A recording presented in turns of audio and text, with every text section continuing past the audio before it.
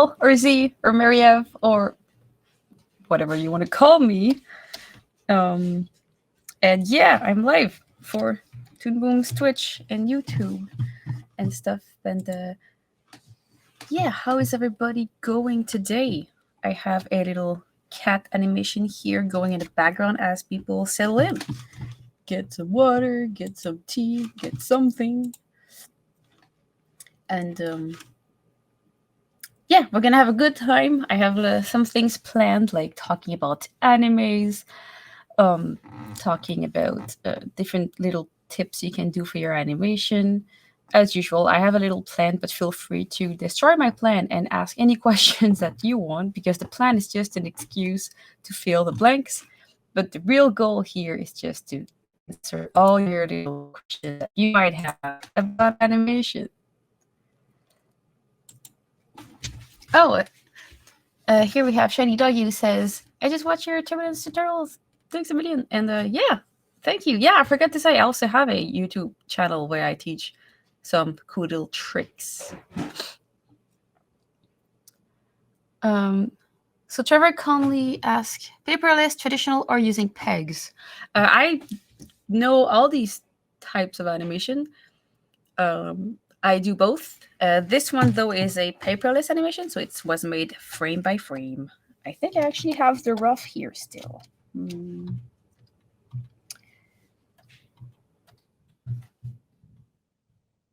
Yeah, I do have the rough. Let me show you.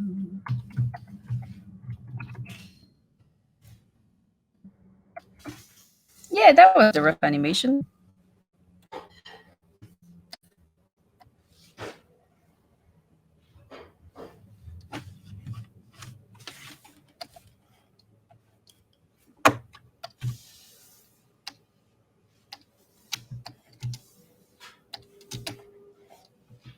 Yeah, so always important to rough out your ideas.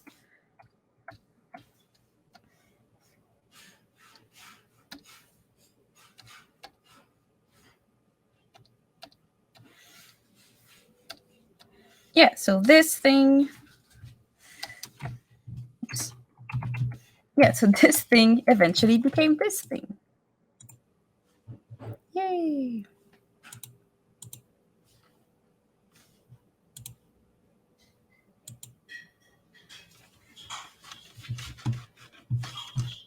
And yeah, so thank you for joining the stream. So I guess I can start by talking about this thing while people join in. When we do different kinds of animation, sometimes we do our we do our rough, and it looks something like this.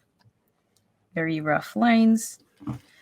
When I do rough, I like to use different colors because it makes it easier to work in general, because I can track my shapes a bit more and it's fun. But when I get to doing the actual line work, like this, I have my line work, and sometimes when I do, this is not cleanup, by the way, it's what we call modal. It can be cleanup in certain occasion, but to me, for now, this was more of a modal. So like I put this thing on, but I didn't really clean up because the lines are very loose and they're not really closed. Of course, Harmony is usually smart, so it can usually fill in the gaps for you. I'm just going to save an extra version in case I mess it up. And usually Harmony can like fill the gaps if there are some, with the bucket tool. Like, oh, I'm not on the right layer. Oh. Yeah, there we go. With the bucket tool, you can always, even if there's gaps, you can always use your loyal bucket and set it to close gaps, and then you can still paint in your stuff quite well. So you see all my gaps here were filled automatically. That's great. But sometimes you're in a really, really big hurry. So instead of painting my frames one by one, for this, what I did, and that's why you can see that it's not perfect here. I just wanted to get a brief, like, um, test look of what I would see here. And do that instead, what I did is I used a little feature that is called the Generate Automat. As I'm talking, I'm correcting it right now. But basically what it does is it's going to give you like a rough shape of what your animation looks like. So I do that a lot, and I know that some of the people that some of my friends that work in anime has to do that a lot because the characters sometimes have a lot of details, and if they just want to see like from the get-go like how it looks in front of the background, it's nice to have a little one color or underlay that you can have on your character. Of course, I went ahead and I colored it, but when I made it at the first time, it just looked something like this. I'm going to show you in a moment. But basically, it looked something like this, and it was just to give me an idea of the shape. And then I went ahead and I just colored a bit of patches here and there, by hand. But at the very start, what I had was nothing. So I'm just going to remove everything I had on my layers. To do that, I get my select tool, I get my apply to all frames button, and I'm just going to make sure I'm on my underlay art level. And then I just select everything and I remove it. So I'm going to start from scratch to show you what I did. So all you have to do is take your animation where you have like your line on the line art, and then I'm going to go to animation. No, it's actually drawing. And in there you have an option called Generate Automat. And when you click on this, it's going to give you this little window. You can apply it to all your drawings or to none of them. One of them, I mean. And then my source art will be my line art. So that's what I want it to use. And then my destination would be the underlay. I don't choose the color because usually my color is where I would do the actual real coloring for like a real cleanup. This is just a test. So I would go to the underlay. And then what it's gonna do is create a automatic mask under my animation, just like that. So in 1 second, you have a rough idea of what the silhouette of your animation is. Of course, it's not perfect. Sometimes there's some little hiccups that go on, such as like here between the legs, it's supposed to be like not filled. But like correcting these, if you want to, usually it's not even worth it. But correcting those take a little moment, and then it's corrected and it's ready to go. Like that. Maybe I need to remove this one that happened for a reason. Yeah, so usually it's pretty good. I could have made it, like I made it to 200%, so that's why there's a lot of big gaps, but I just didn't want to bother. It's more than enough for what I need. And after that, to color the gaps, what I did is I took my paintbrush. Oh, thank you. I took my paintbrush and I put it to stencil brush, and then I just went ahead and I colored in a few of the areas. And usually to color really fast, what I do is I use the autofill feature, and then very quickly I was able to just maybe like take the back color and do the back thing here. I like to do this because it's effortless and it just gives you a nice idea of where you're going. Because this was a test animation, like I've never animated that character before, so I had no idea how he would look. She would look, actually, because it's a lady tiger. And yeah, so I just do that for my frames, and that's what I have. It will be a rigged character in the future, but before doing any cutout animation, usually you do rough test, because then you want to know how it moves, because animating this with a rig would take ages. It took me an hour in hand-drawn. So in some occasions, hand-drawn is way faster than rig. So that's why it's important to still know how to rough when you do cutout animation. And I'm going to look at the chat while we see that cat running, and see if you guys have any questions. Let me read.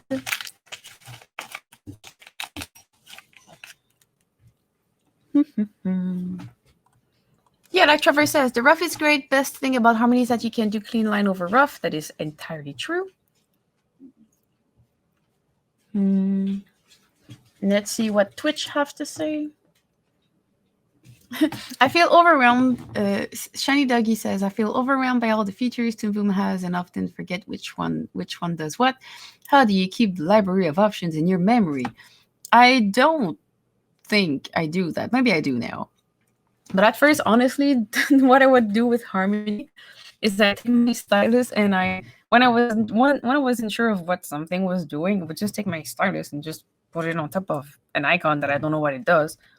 And usually it would give you like the blue box of wisdom and it teaches you what it does. So there's a lot of icon. I have no idea what that icon does. And it's like scale pencil line thickness. When enabled, the width of the pencil line would be adjusted when scanning them with the select tool. So, pretty self-explanatory. So this is a lot of the how I memorize everything. I mean, now it's been a few years, but yeah, like I seriously started to get into Harmony in like 2018 or 17. Yeah, 17, I think. So it haven't been that many years. And like even in 2019, I already had my YouTube channels, and that's been like 3 years of really getting into it. So, it's so easy to explore it and just learn random stuff with it. So, but what I would say is start simple. One of the biggest mistakes that I see people make is that they see cool rigs. For example, they're like, oh, I want to do rigging. So then they start to design a character that is probably not good for rigging. And then they do a turnaround and then they try to rig it. It kind of works. And then they try to animate it and it doesn't work. But that's because you try to do something more too complicated to start. Like, and oftentimes it's people that like maybe know how to animate in 2D, like paperless, and they're like, I want to do rigging. So they try to do the impossible first. And I'm like, and then they get discouraged. Like a lot of people, when they learn cutout, they get discouraged. But I'm like, when you started to do hand-drawn animation, did you start to animate a tiger running with fire flaming out of his paw? Or did you start with a bouncing ball? And the answer is I started with a bouncing ball or a pendulum usually. Like you don't start with a character making flip in the air or something. So with rigging and cutout, it's the same. Start with something simple. Start with like a few bouncing ball. Like I rigged maybe like more than 30 rigs before I made a decent one. Okay, so start small and then it will be less intimidating. So it's the same with the software. Don't try to learn every button yet. Learn a bunch, get comfortable, and each time you get more comfortable, you can just learn a new button. It's a marathon, not a sprint. So like just find new nuggets of knowledge each time you get on in the software. Let's see if there's other questions. What Vert is saying is entirely true. You can just try to find the best thing and just mash up all the buttons, and sometimes it will work. I mean, the worst that can happen is that it doesn't work. So make small things, make mistakes, and learn from them, and it's really fun. For example, by messing around in the software, one thing that I found out that is very useful for hand-drawn animation is a little trick that is kind of a basic step now in Japanese anime that I can show you right now. Is I have this scene that we use to teach animation in the anime industry that is very useful, and I'm going to show you this right now.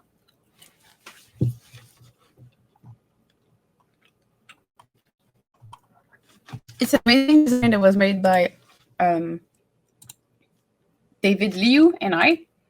We worked together on this and we designed a fun character. And I'm going to share his information in the chat right now. Gotta give credit where credit is due. And David is also one of our ambassadors. So you can check out his stuff, and it's pretty cool.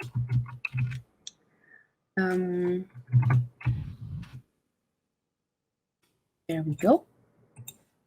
I'm going to give the information in the chats right here. Wonderful teamwork. And then I cleaned it up, colored, and comp it. But you can see in anime we have lots of shading that happens, either in the eyes or in the shadows and all that. And to do that, usually it's a bit complicated. Like, you need lots of layers and all that. But in Harmony, it's super easy. Usually, people will just have them on the line art and all that, and you can have some strokes be in front, some strokes be behind. Like, usually the highlights are going to be on top and the shadows are going to be under the usual line art. And then into the color palette, since Harmony supports multiple color palettes, the fun thing is that you can go ahead with your colors, and if you want to test it out and see how your animation looks without the lines, you can click on the colors. For example, the red is my highlight color. You can see it here if I change it. If I want to hide it, you can just lower the opacity on it, and then you're not going to see it. So then for Japanese anime artists, it's easy to just see what they're doing and maybe turn them back on so that the supervisor can check if it's fine. So of course you can lower the opacity, but lowering the opacity on multiple colors is not always the best thing. So something that I just some studios were asking, oh, how can we make this more efficient? And I was like, I don't know. So I thought about it, and by playing around in the software, I found a very good solution. Because usually we have a palette like this, and then in Harmony you can clone a palette to make, for example, a night palette. So that's what I'm going to do, a night palette. And by cloning my colors, I can right-click, go to the tint panel, and then I can, select my mouse boy's character. Oops, I didn't take the right palette. I should have taken this one. Clone, this is going to be the night palette. And then you can just go to your tint panel again, and then you can edit them. So instead of having very flashy colors, I can take them and maybe give them a little more blue to them to make them a bit more night-like. I can decide to exclude my main line art. But yeah, so it's very fun to be able to play with these colors. Right, and then you can just alternate between the two palettes. So yes, you can do that for different ambience, but you can also do that for tools. So here I have my drawing tools, my shading tools, I mean, where like you have the colors. But then I just made another palette where I took every color and I lowered the opacity on them. Right now you can see here. So that means that if I shift the drop my shadow palette under this one, it means that I don't see all my colors get washed out like that. So it's very, very appreciated and very a very liked feature to do this type of shading. Of course, it doesn't apply only to the Japanese anime pipeline. Other pipeline use the same technique. It's just a bit more widespread in this industry. And I developed that little technique for studios in Japan. So feel free to use that. It's very useful. All you have to do is create a bunch of colors for your shadings. And then if you switch them to the other palette where every pot of color is washed out, then you don't see them, which becomes very, very, very useful. Yeah, and by the way, the little mouse character was also designed by a amazing artist and good friend of mine, else. I'm going to also share their information in the chat because it's important to give credits where credit is due. There we go.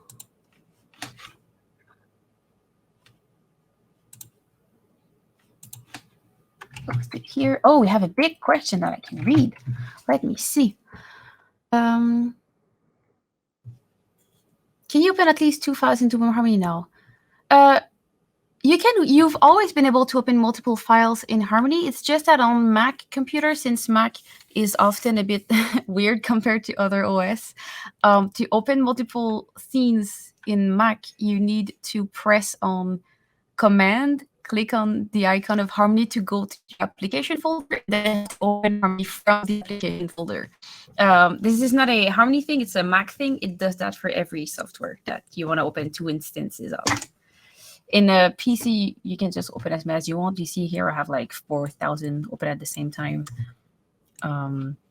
Yeah, so you can also do that easily on a PC. Now we have another question. Hello, Mary.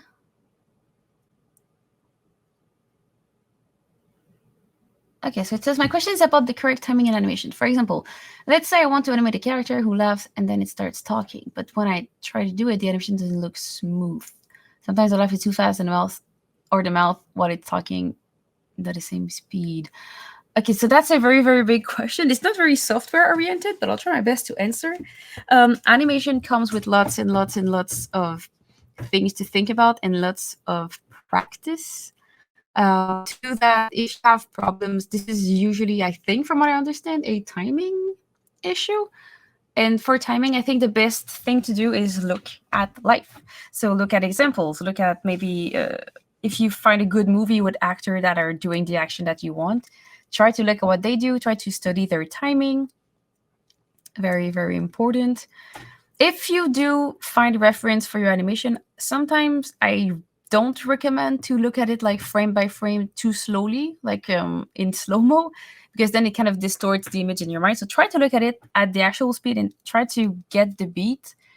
I know I know it's not super helpful said like that, but animation is really about a good beat. So try to think of your action as like music or like a beat. Like animators are weird critters. They're kind of people that can just sit at the corner of the street and watch people walk for 30 minutes and still be entertained because everybody walks a different way. Everybody laughs a different way. So I would just say, like, try to look at good reference and try to reproduce it. It's not easy, but it's my advice that I can give. Because personally, timing comes easy to me, but drawings doesn't. So I always need to have good reference to draw. So yeah, I hope it answers the questions. Gang 92. Oh, Trevor Conley says, also draw the first mouth shape 2 frames before the dialogue starts. This is, this is kind of accurate. Sometimes it's 1 frame, sometimes it's 2 frames. It always depends on your computer. Sometimes you don't need to do that. Because there's no delay. But oh wait, no, I know what you mean. So what Trevor mean is that okay, that's true. So if you have a character talking, if you have like a B sound or like a very hard like sound, you can try to put the mouth. Yeah, you should do the mouth like shape maybe like a frame or 2 before, because then your brain, it kind of prepares your brain for the sound. It's a weird thing, but like, yeah, don't be afraid to change timing and try things out. Okay, so if we don't have other questions, I'm just gonna go on. We still have a good 30 minutes to go with lots of things to say. Right, so I'm gonna go to another scene right here that is empty to give some advice about animation.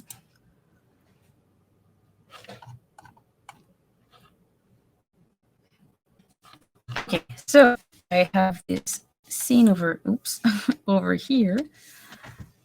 And if you want to animate, if you're just starting out, I just want to remind you that if you draw something in Harmony, that's how you create a frame here. So if I draw something, it's going to be there.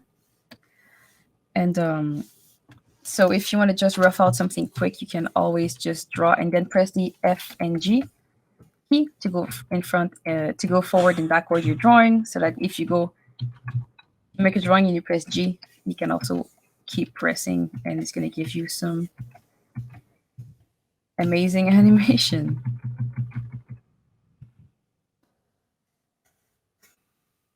Just in case there was some beginner in the crowd. Does hiding layers make the file size smaller? No, it doesn't. It doesn't because your files are still there. So if you want to make your files smaller, you really need to go ahead and delete any layers that you don't need. Where is my cat animation? There we go. Yeah, I keep them because of the demonstration. I wanted to have my rough as backup. But if you wanted to make your file smaller, you would need to delete all of that. Because as long as it's in your scene, it takes rooms in your folders. Oh my god, another question. It never stops. I'm at least going to make this cat run so that it's less boring. But I'm going to read the chat now. Before you start hearing someone talk, their mouth moves before you hear them talk. That's the principle of the 2 frames before data. Like, yeah, okay, and now I know what you mean. I thought you meant because of offset when you animate, because that is also true. When you animate dialogue, always check your render more than the actual software, because sometimes if your computer is bottleneck and not fast enough, the audio might be off from your animation. This is any software, not just Harmony. So always be careful. Thank you, Alpha 8. And as Graphic Dragonface says, it's over animating the mouth is not that great. So always try to with mouth, I find that like too many ones in a dialogue can make it a bit too jiggly. Yeah, I agree with that. All right, so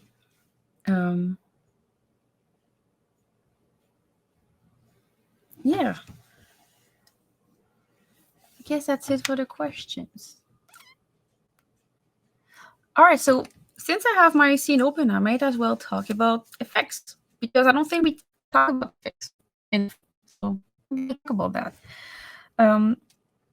When we do effects, sometimes effects are going to be drawn with an outline, and sometimes they don't. So it really depends on the person. It depends on the style of the show. I'm going to show you some little advice when you do effects. So let's say I wanted to animate effects for something. It's always important to find a reference, even if it doesn't fit exactly the movement. At least having a reference is going to be helpful just to see how it reacts. So yeah, so when you do effects, sometimes people are going to try to do effects that are more like they draw the outline of the effects. Like if it's fire, they would draw fire like this. This is one way to do it. Some very, very visual animators will be able to do that kind of effect. One thing to remember is that with effect, let's say that I animate a fire, for example, always try to have shapes moving. So a fire is not just crazy stuff like that, because then that is just going to look not very alive. When it comes to fire, for example, always try to, and I know it's not easy, okay, because I've been there, but with the years, I've learned that with fire, you can always try to see it as like having little balls here that are going to like kind of vanish in space. There's always more little balls that are going to vanish as well. So that's how you kind of need to see it, so that when you draw your shape, you kind of imagine that this here has a pocket of air, and it kind of vanishes. So I want to have that shape go smaller, maybe. And then here, there's a imaginary like shape of air that is also going to move this way. So you kind of want to do that as well. So always imagine that your shapes are going up and stuff like that. So very useful. But if cleaning up, if making effects with the line like this is not your forte, it's definitely not mine. When I draw my effects, I always prefer to use shapes. If you use shape, you can use one brush that is very nice. It's called the Geometric Effects brush. It's one brush that I made, and that is now part of the software. So it's very useful. I always have mine at the beginning here. Geometric Effects. And This brush is very neat because it allows you to have some very nice shapes to your animation. When I do effects, I tend to not use a circle brush. I always tend to use a square brush just because I think it gives some very nice edge to my drawings. So like if this was a fire like I've done here, I think it makes it sometimes a bit easier to at least feel the shapes first. So if I was animating effects for this tiger, I could say like that the fire is very compressed when the legs are compressed. So I'm gonna draw them more like very like a compressed shape. And then when the paws are gonna spread, that's where like maybe the fire is gonna start to kind of break, a bit like Jello slime, and then it's going to try to, because you want to keep like you want to keep the kind of the not the weight but like the mass of the fire. But if it spreads, then it needs to maybe like spread a bit like this. Don't be afraid to actually even like remove some parts. And then here you're going to see like something snap and then go away. So it's always about like the air moving. So here there is more air, and here too, and then the air bubble is just gonna like spread. So there's no more fire. So I hope it makes sense when I'm talking about like air things moving outward. Like that. All right, now we have more questions. Okay, we have another question is interesting, especially for animation. When I check tutorials videos about Harmony, I usually see some artists use the X sheet, some others don't. So what about you? I use both. I have learned animation on paper, so the X sheet is always something I go to because it's familiar and I understand it. But it's not mandatory because I see some older school animators say like, if you don't use the X sheet, you don't know how to animate. And this is not true, you guys. Like, come on. Yes, the X sheet is great for some things, but it's not perfect either. So I always use a mix of both. I like the X sheet if I'm because I like that I can see what my frame numbers are. So if it's a cycle or something, I do like how it looks. But you can kind of get something similar in your timeline by clicking on your layer and clicking on the little show button. That's going to make your frame bigger. But then to see like the actual number, you need to look here, or you need to very zoom in. And it doesn't speak to me. Like I don't like seeing them like this. I think it's much clearer to see them like this. And also like to see my breakdowns and stuff. Maybe it's just me, but I do like to use both to manipulate my animation. So I don't think one is better than the other. I think you can use both together. Yeah, so I use both to animate. I use the timeline more, but I also, depending if it's a short cycle, like I will default to the X sheet for some things. And especially like to manipulate your frames, I think it's just easier because you have your exposure button here. You have all your settings in there. It's just more convenient, I think, to play with my frames in the X sheet. So usually when I animate like straight ahead, when I'm really in the group, I'm just going to stick to the timeline. But if I'm trying to plan ahead and have keyframes and breakdowns, I'm going to go to the X sheet. Okay, now we have lots more questions. I'm going to make the tiger play and read the questions. If there's a way to make a sketchy, rough type animation work or just look better on Tubu. I struggle with clean lines, but I love the rough, raw, painterly look. Of course there is. There is many ways to do that. Okay, to show you, I'm going to clean up a few frames of this animation. I'm going to create a new layer based on this one. So by the way, if you have a layer like my cat here,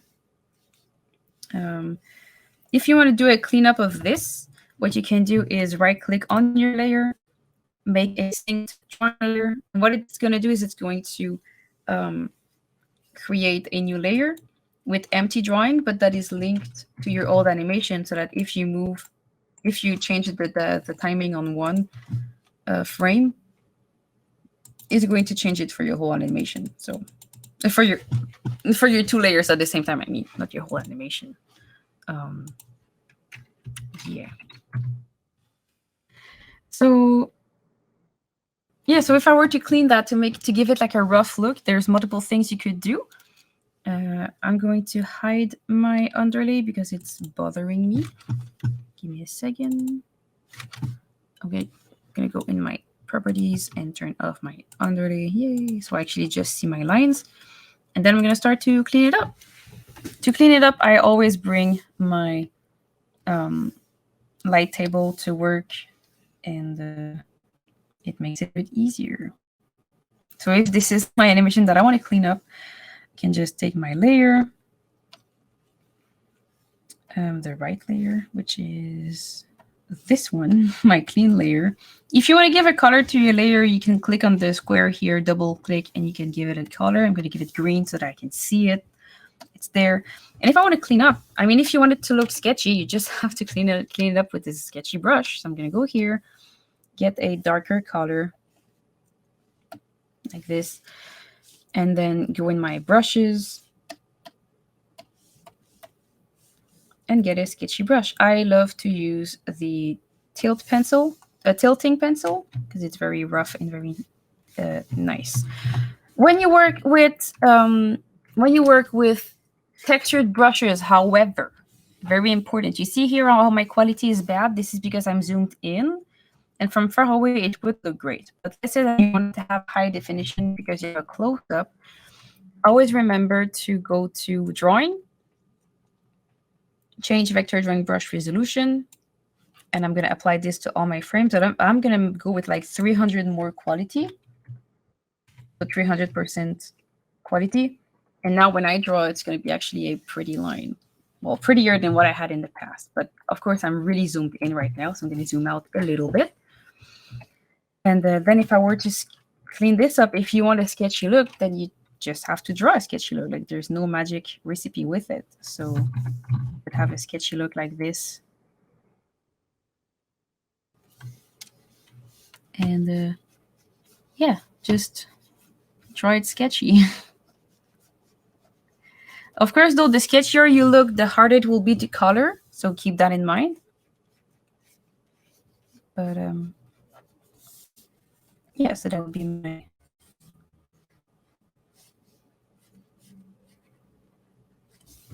animation. If you want to have a line that is invisible at the end, you can also take a specific color, like I said, and just hide it later. I'm going to show you that in a moment. My little nose. Here, tough.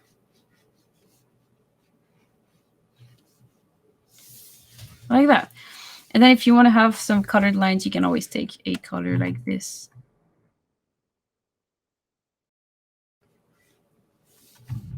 And just use the draw behind button to draw it behind your line art because it helps.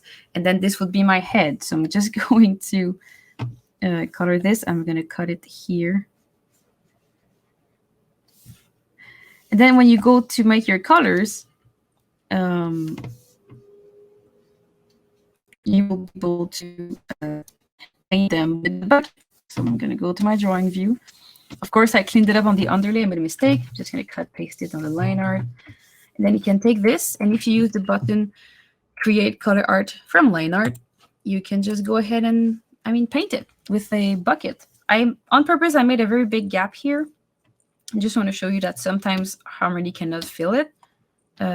If you zoom out, it will fit it because the filling takes into consideration how zoomed in you are. So if I zoom out, usually it's going to be a bit more friendly towards me. But if you have a big gap like this, because you have a rough look, it takes a second to just press on the C shortcut on your computer, and this is going to close your gap. Like it's going to allow you to make a line that's going to close 2 gaps like this. And I can just start to paint. And yeah, so that's how I would paint my animation. And yeah, like that.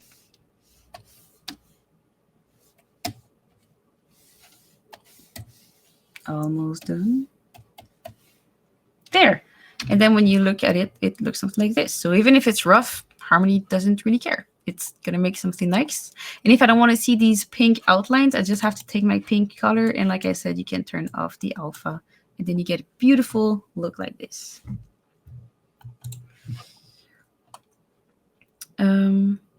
Right. Let's see if we had other... Oh, and by the way, if you want a very rough look, sometimes what I do is I'm going to have my rough appear on top with a low transparency. So I'm going to take my rough animation, then, like put it on rough, put it on top in compositing of my actual animation. Or if you want something more like polished, you can also use the overlay layer and just take a color, put it at low opacity, and just fakely draw some like construction lines. That's what they did for a movie called Wolfwalker. That's what we also do for Like a Daisy. So we just add fake lines, but on top of our animation after we're done. Yes, it's expensive, but in 2022, having a rough look is usually more expensive than having a very clean look, because with a very clean look, the computer can do more work, and with a very human hand-drawn look, you need more of the human side in it. People often complain that it's way too expensive and way too long to do. But that's just how it is. Even in the old days, if you had a rough look like this, it was normal, because today we have to paint with a paint bucket. But back in the days on animation cells, they didn't have no paint bucket. So they needed to paint the drawings by themselves with a brush anyway. So yeah, that's why in Harmony, we usually try to have a cleaner line art. Because if you have a line art that looks like this, yeah, okay, so I'm just going to redraw the head here really fast. So if my head was like this, and I left it like this, and this is what I use to color. Yes, you have a very cool and alive line. It's lovely and it's nice and it's unique. But then if you try to color that, good luck. If you try to do that, I'm going to show you what it does. And this is not Harmony. This is any software. If you try to have this, oops.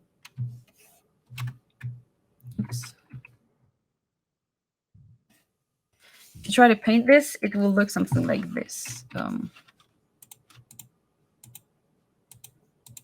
Like it's going to be awful to paint in general. So don't do that. That's why if you need to have a sketch line, either you put it on top, and yeah, because painting this rough of a sketch is not going to happen. It's not going to work. And if you do that rough of a line art, that's where it's possible, but you will need to do your coloring yourself, which means I'll take my color, and each frame of your animation, you will need to paint them by hand like this. And it is highly time consuming to do so.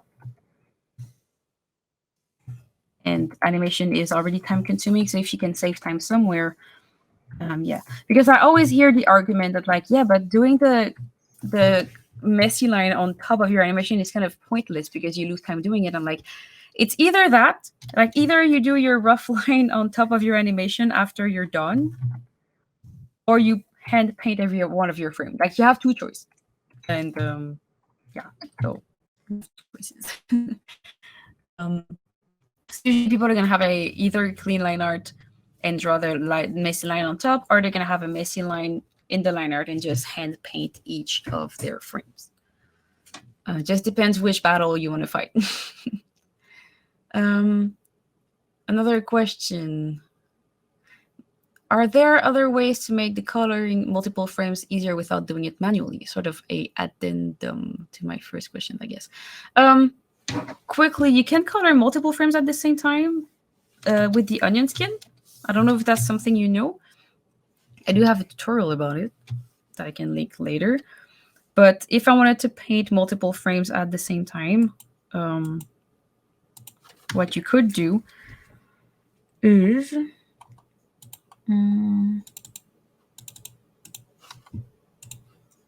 let's say that I take this example for this string right here. So I have my tiger animation.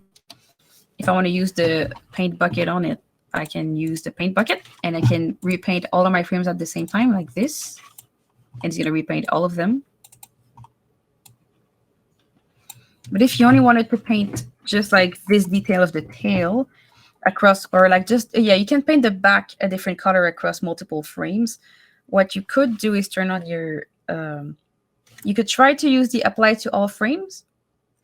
And if sometimes you're lucky, you might be able to repaint it a certain color, but usually you can just use the onion skin.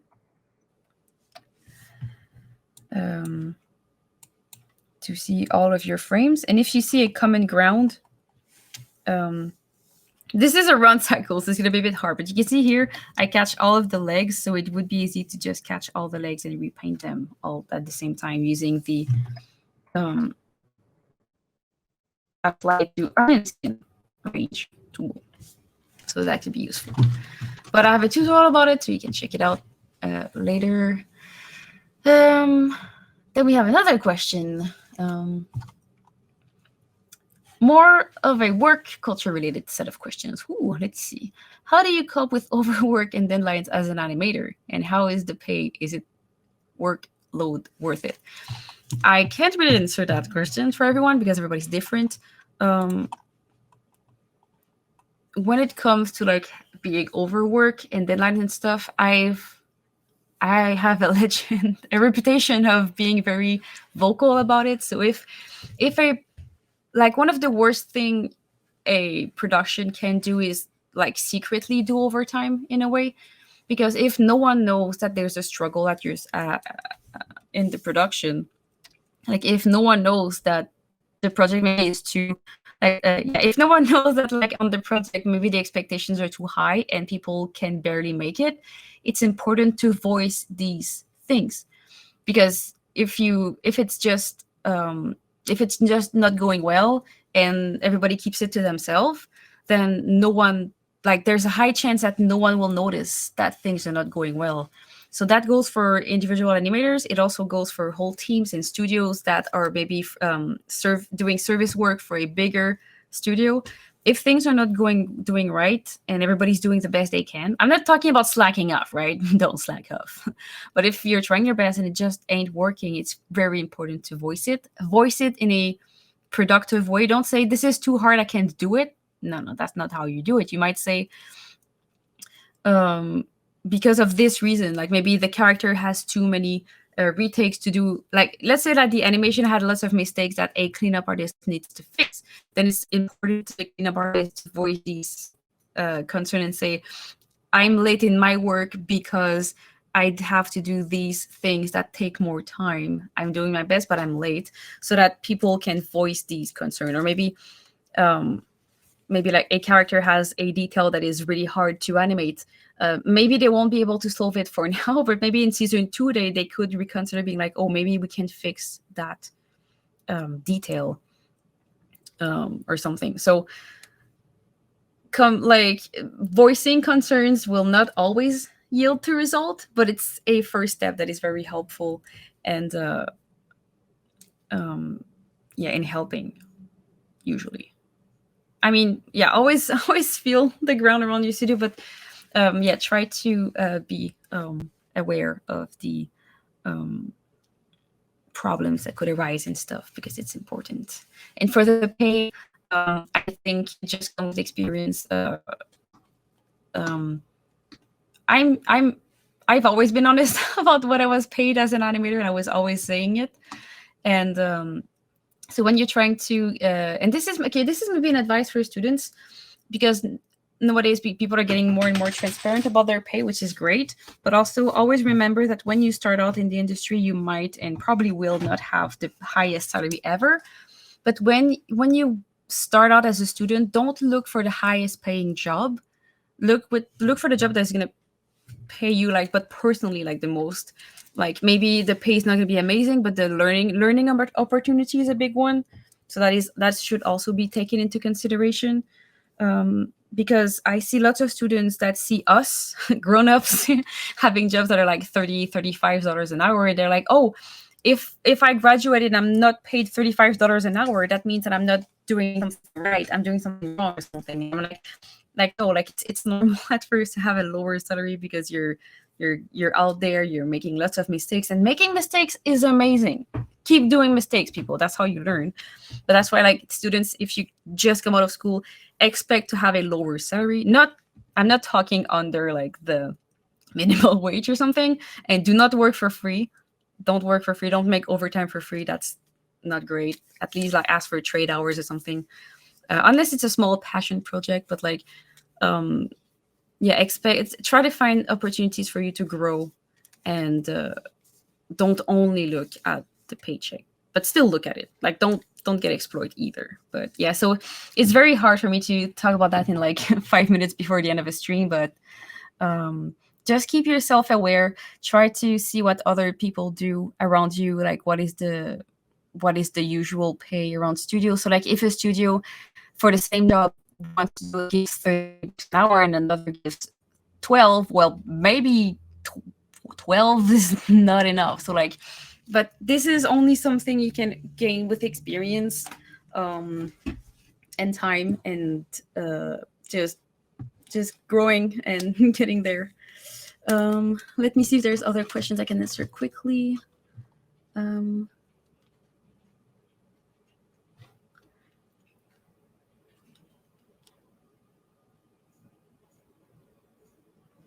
Okay, showing selected layers in a timeline to minimize clutter. This is easy. You can do that in a few clicks. So let's say that I don't want to see all my effects. You can always go to your bar here, and in view, you can go to show, and you can remove your effects, for example. So if you're just animating and you don't want to see your effects, you can click there and you're not going to see your effects. So that's great. And if you just want to see a few layers, you can also just select them by click and control clicking. And then if you go to the bottom left of your timeline, you have these little icon, view modes. You can say like view a selection mode only, and then you're just going to see your layers to focus on. This is really, really helpful. There's a smoothing applied to the render animation code. Wait, no, I don't get it. Okay. There's a smoothing applied to the rendered animation compared to the fine. Can the smoothing apply? No, because what happens is that this is when you work in OpenGL, it's in vector, and when you work in render, it becomes a bitmap. So you can't have a bitmap look like a vector. You can export kind of the same thing as you have in your OpenGL, but you would need to export as a vector and not as a bitmap, so that you cannot, like, you're not going to be able to output it on YouTube or like on TV or something. So yeah, you need to have your stuff in bitmaps. Do you recommend building a following, and what? Oh, wait. Okay, I have 5 minutes for that question, but I love that question. So do you recommend building a following, and what would be great book resources or study for Toon Boom Harmony as a student? Okay, that's two questions. I'm going to answer the second one fast. You can go to a website called learn.toonboom.com. It's probably going to appear somewhere in the chat soon if Janelle, you're listening to me. Otherwise, I'm going to go get it.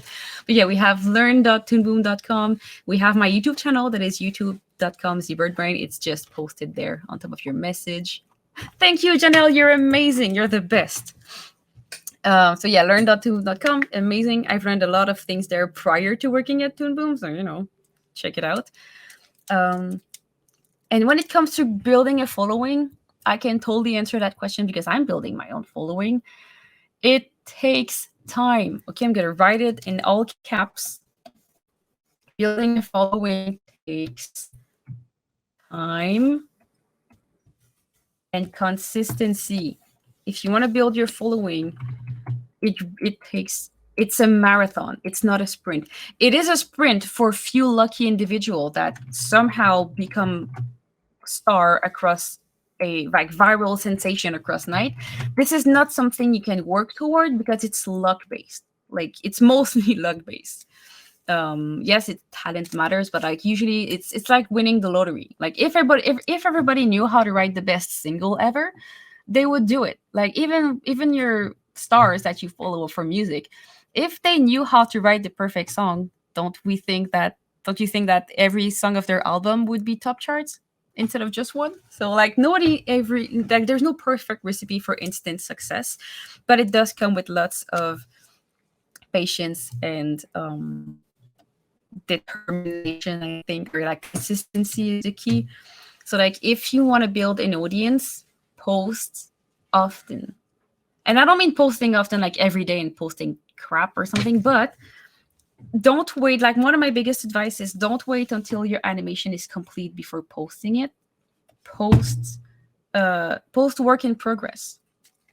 And to build your following, do something that you like. Don't try to just run after trends, because this is not healthy. This is not something you can maintain. So like just draw what you like.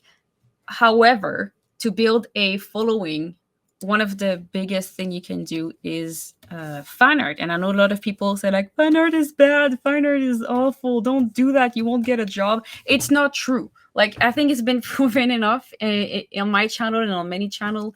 I've had guests. Like I did a guest talk with people from Powerhouse Animation, was people from Studio Mila. Like a lot of students are very famous, and like Mercury and all that. Um, Fan art is not a bad thing. So if your teachers tell you that, I hate to say it, but I disagree with what they're saying. Fan art is amazing. Do it, because this is how we connect with other artists.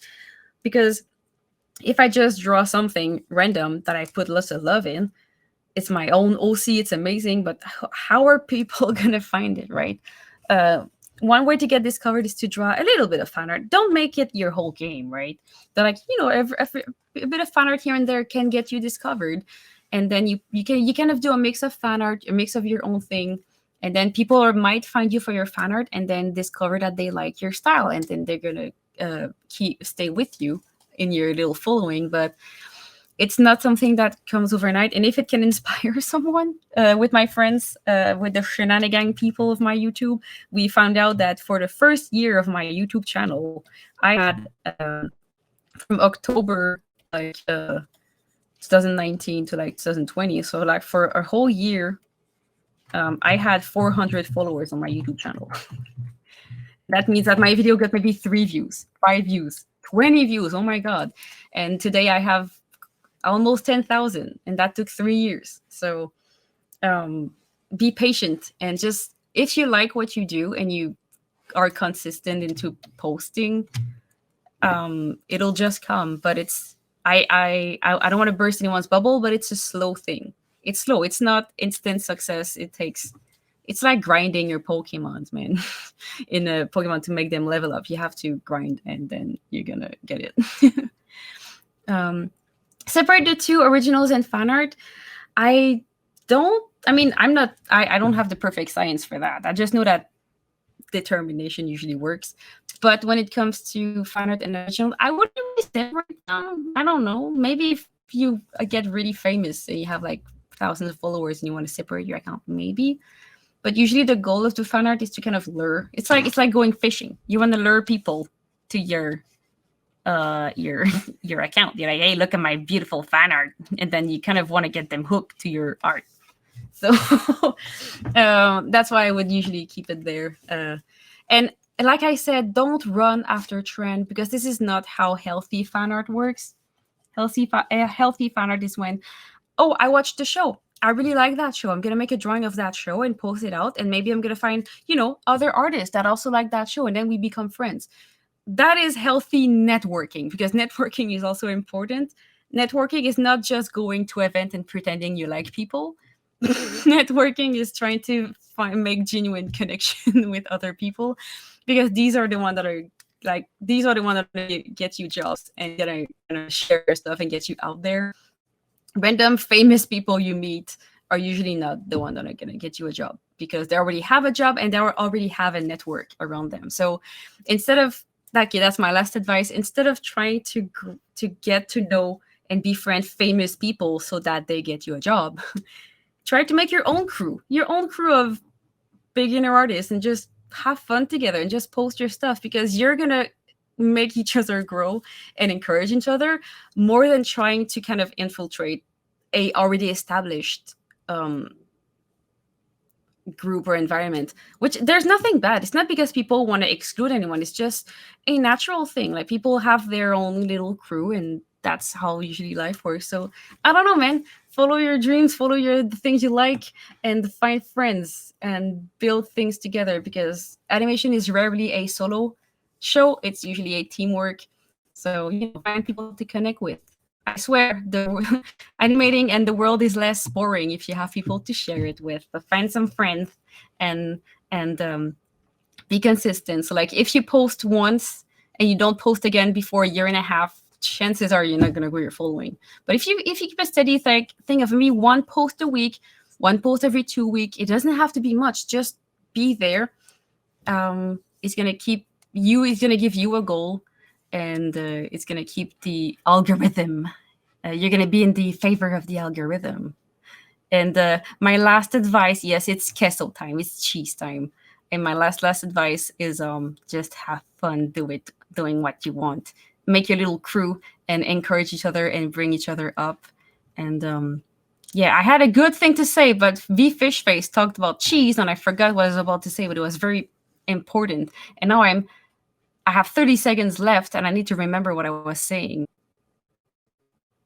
No, I forgot.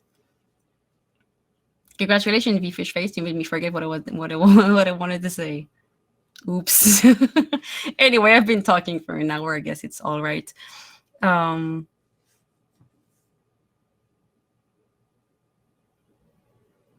Yeah, I forgot.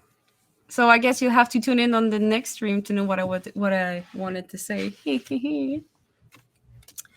And yeah, so I hope you had fun. I'm gonna check if there's one question left to answer. Oh, like Graphic Dragonfly says, good artists learn from each other. This is entirely true. And give advice to people and take advice from people, which is really important. And yeah, like I said, consistency is key. Yes, exactly. I remember what I wanted to say.